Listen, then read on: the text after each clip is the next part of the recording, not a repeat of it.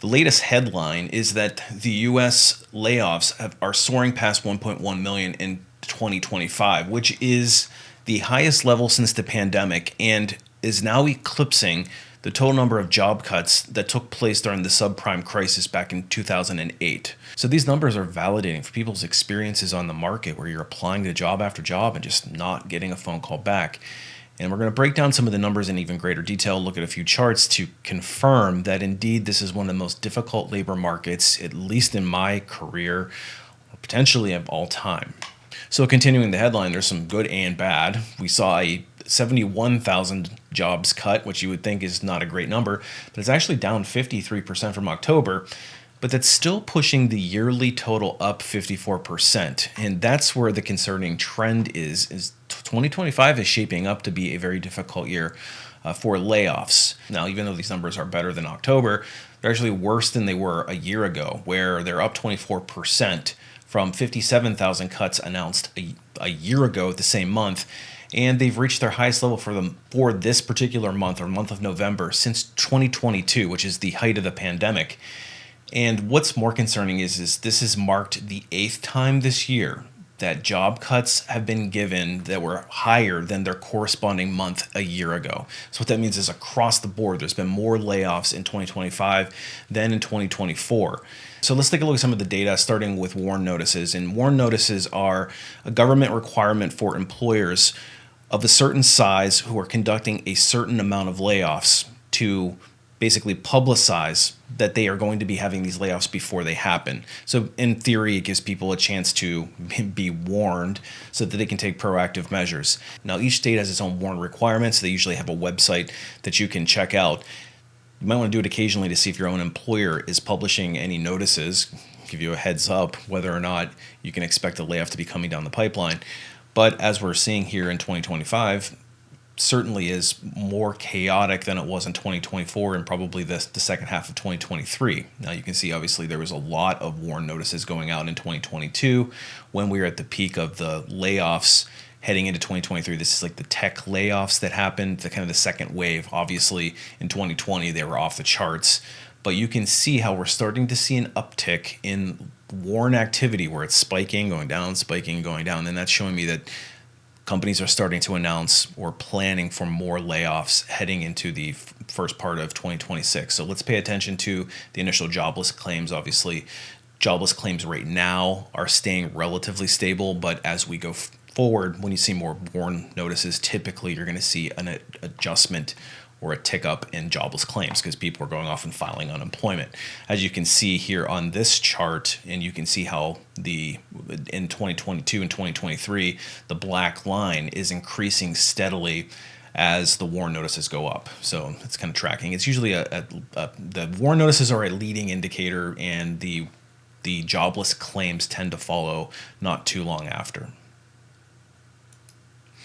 Now, some of the companies who are doing the biggest layoffs, sometimes I forget that UPS had a massive layoff earlier this year, 48,000. Nestle has 16,000. Amazon has been very active with layoffs. In fact, this isn't even the most updated number. They've probably doubled this number now. I know that Dell has had a big layoffs. Accenture, Nissan, we have Intel, Microsoft, a lot of the technology companies, but we're starting to see it trickle in. I know that Target just had a big layoff. So we're starting to see it impact more retail. There's other industry. I know that finance has been getting hit hard as well. So it's starting to trickle, and it's not just the tech industry that's getting hit this time around. Now, if you're somebody that's looking for a job, one of the things that's a leading indicator there is the total number of job postings. And if you want to have a little bit of an experiment and you want to see the true health of the job market, and like this, I would see this as like a canary in a coal mine. Go and look at the total number of recruiter job postings over time. If you're not seeing a lot of job postings for recruiters, what that means is that nobody's hiring, because usually those jobs are first to get hired, first to get fired.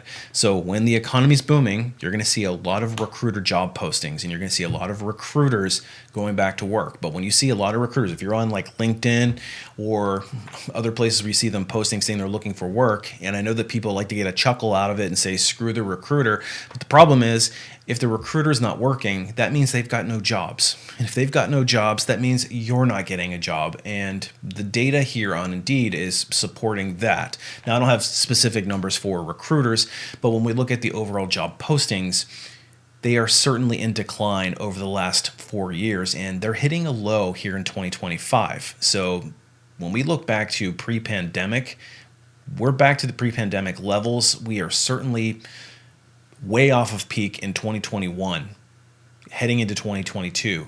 So clearly the number of job postings is decreasing, and unfortunately competition is increasing. And as we look at applications per job, Greenhouse tracks this data, and I find this to be very interesting that we're seeing more and more applicants per role. So for every job, the average applicant back in pre-pandemic was around 80 to 90 people. Right now in 2025, you can see how it has peaked up to 250. So that's 2.5 times more candidates per job than we saw just a few short years ago. So if you're somebody that is looking for a job and you're feeling like, A, there's not a lot of job postings, but there's also more candidates per post, both of those things are a recipe for a perfect storm. We are seeing a very difficult job market, and this data, the applications per job, goes all the way back to 2015. This is at least 10 years, and I would imagine there wasn't a huge difference till maybe we got to about 2008.